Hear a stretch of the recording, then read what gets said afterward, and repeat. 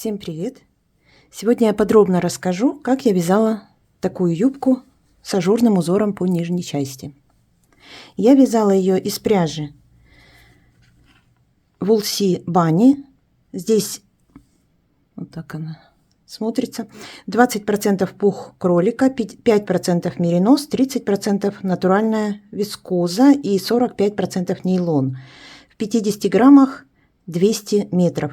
Рекомендуют здесь спицы 2,5-4. Я вязала спицами 3,5 миллиметра.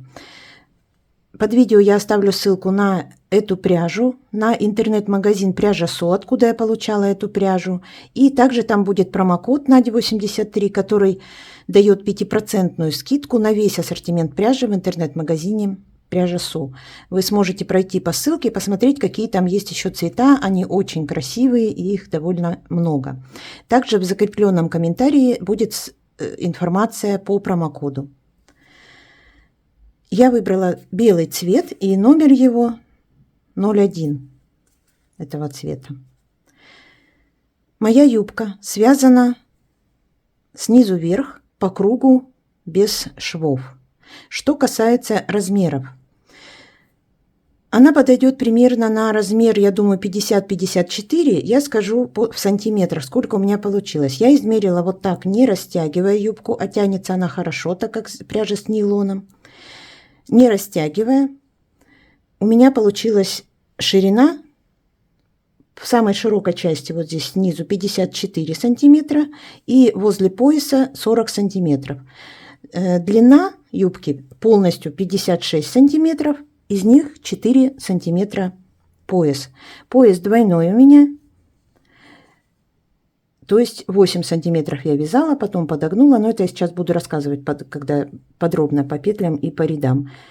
В готовом виде 4 сантиметра. Также здесь есть вот убавление по бокам, а все остальное здесь вяжется по прямой, по кругу. На эти размеры пряжи у меня ушло 235 граммов. То есть достаточно вот таких 5 мотков.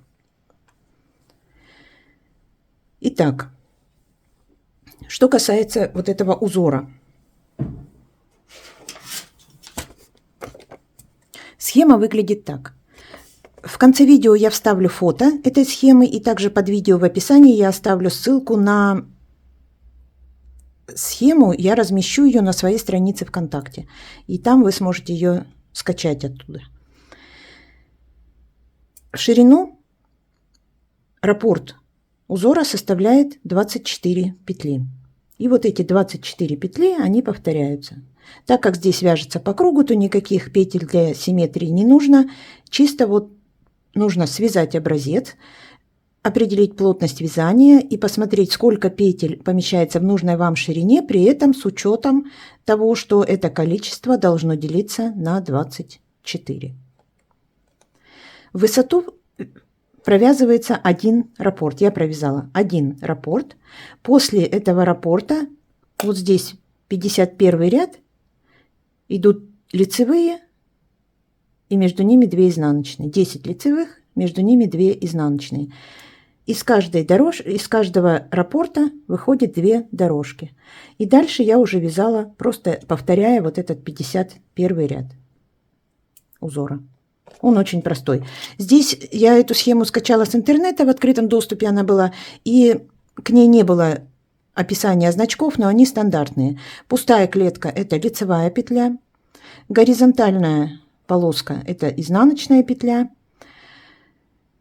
подкова – вот это накид, галочка с цифрой 2 – 2 вместе лицевой с наклоном вправо, и стрелка 2 вместе лицевой с наклоном влево. Ну, то есть абсолютно стандартные обозначения.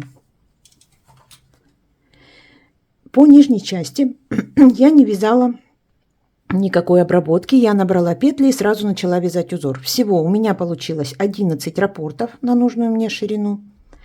Это 264 петли. Я набрала 264 петли, 265 и замкнула в круг, сократив одну петлю, как мы обычно это делаем.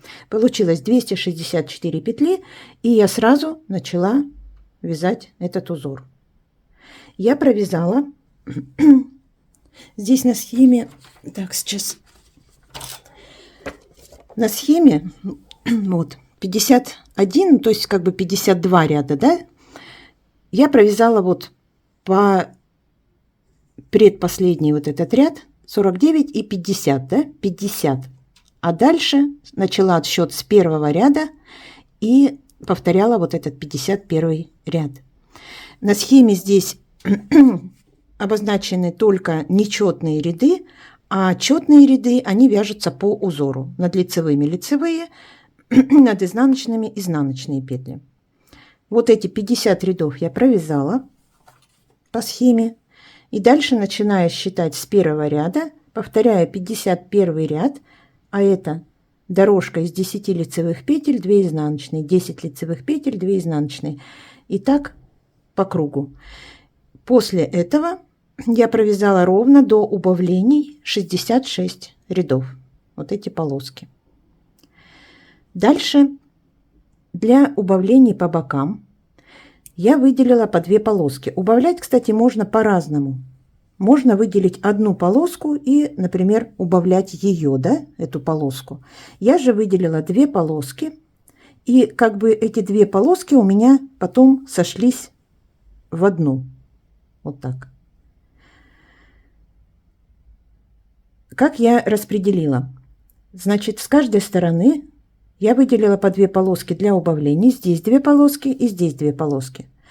Так как из каждого раппорта узора у меня вышло 2 полоски, у меня 11 раппортов узора, значит 22 вот такие полоски из лицевой глади. Тут видно, да, из каждого вот он, один раппорт ажурного узора, из него выходит 2 полоски. Значит, по 2 полоски с каждой стороны я выделила для убавлений, а между ними по передней части я оставила 8 полосок, а по задней части 10 полосок. Вот между этими, которые, то есть минус 4 полоски, остальное распределить. И начала делать убавление. Вот провязала ровно 66 рядов, дальше снова считаю с первого ряда. В первом ряду сделала убавление. Как я убавляла? Сначала я убавляла, провязывая по 2 вместе лицевой петлей с одной дорожки и с другой дорожки. Наклон убавления я делала к центру вот этих изнаночных петель. То есть если бы я вязала не по кругу, а поворотными рядами, то вот здесь бы у меня был шов. Поэтому я в центр, вот сюда, в первой полоске 2 вместе с наклоном. Так. Влево-вправо, ну то есть в центр, в сторону предполагаемого шва наклон. И я сначала убавляла лицевые петли, провязывая по 2 вместе, до того, как у меня с одной полоски осталось 5 петель, и со второй полоски осталось 5 петель. А затем уже начала убавлять вот эти 2 изнаночные. Убавила. И в конце у меня остались только лицевые петли. В каких рядах я делала убавление? Вот в первом ряду я убавила 2 петли с каждой стороны, здесь 2 петли, там 2 петли со второй стороны. То есть в каждом ряду с убавлениями у меня убавлялось 4 петли. В первом ряду сделала убавление, затем в 9, в 15, в 21, в 27 и в 31 ряду. И дальше еще 3 ряда, 32, 33, 34, я провязала просто все петли по узору уже, без убавлений. У меня за вот эти 6 убавлений убавилось 24 петли, на спицах осталось 240 петель. После этого вот, провязала, значит, от начала убавления 34 ряда, и после этого провязала 1 ряд все петли изнаночные, чтобы отделить немножко вот эту резинку. Резинку, кстати, пояс можно вязать не обязательно резинкой, его можно тоже вязать лицевой гладью. Я вязала резинкой 2 на 2. Значит, провязала я один вот этот ряд изнаночными петлями и сразу же перешла на резинку. резинку 2 на 2 я провязала 20 рядов в высоту, то есть двойную высоту, которая мне нужна была. Затем я петли закрыла петли протяжкой обычной по узору. То есть там, где лицевая, я провязывала лицевую, там, где изнаночная, провязывала изнаночной. И протяжку делала. И уже по закрытым петлям, подогнув резинку пополам, согнув вот так, я подшила иглой. Как я подшивала? Когда я провязала вот эту дорожку изнаночными петлями и потом начала вязать резинку, вот здесь узор, он отделился. Зрительно его стало хорошо видно, что он отделяется. И за вот эту дорожку, которую стало видно, к этой дорожке я и пришивала саму резинку. Как я пришивала? Вот я вставила, значит, нить в иглу и справа налево, подхватывая одну полупетлю с полотна, одну полупетлю с косички, которая образовалась при закрытии петель. Вот так, справа налево одну отсюда петлю, полупетлю, одну отсюда протянула и снова вот так, справа налево.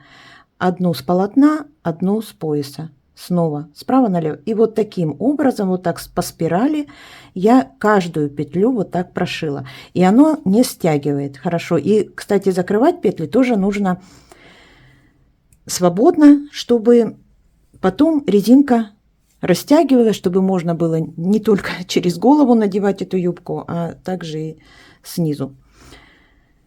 Все, пришила и вставила внутрь резинку. Резинка у меня вот такая, широкая, вставить можно любую резинку, хоть широкую, хоть узкую. Моя резинка шириной 1,7 сантиметров. Да, 1,7. Еще я не вывязывала здесь,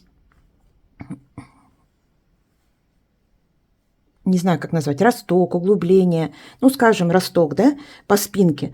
Я никогда этого не делаю, для моей фигуры этого достаточно, вот так, как я вяжу по прямой. Если у вас, ну, скажем, более пышная фигура, то можно вывязать, поднять немножко спинку, провязывая укороченные ряды по спинке, вот так, как мы росток в реглане провязываем, и немножко спинку приподнять. Ну, как я сказала, для моей фигуры это не нужно, у меня и вот так юбки сидят хорошо. Поэтому я этого не делала.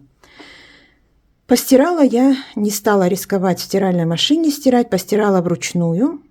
Я поместила слегка теплая вода и со средством для стирки шерсти и шелка. Разные они есть, разных брендов, но суть у них одна.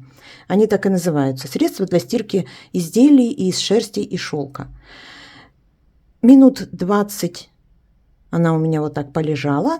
Затем я прополоскала ее, отжала, не растягивая, вот так вот, как бы пожамкала, да. Затем в полотенце завернула, лишняя вода туда ушла, в это полотенце. Я разложила юбку на горизонтальной поверхности, и вот так она досушилась. После стирки ширина у меня осталась та же самая, в длину увеличилась на 2 сантиметра.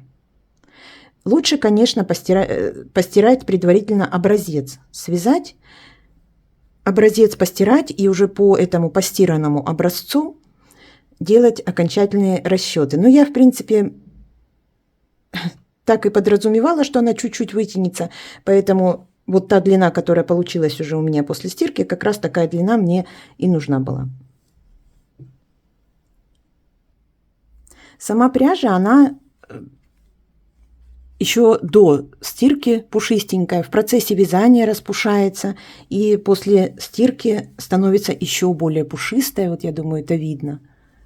Вот такая пушистенькая, и она напоминает изделие из пряжи норка как-то. Я рассказала все, как я вязала. Если что-то непонятно, возникли какие-то вопросы, задавайте в комментариях, я всем отвечу. На этом у меня все. Я благодарю вас за то, что вы посмотрели. Благодарю всех за комментарии заранее. Желаю вам приятного вязания, всего самого доброго И до новых встреч!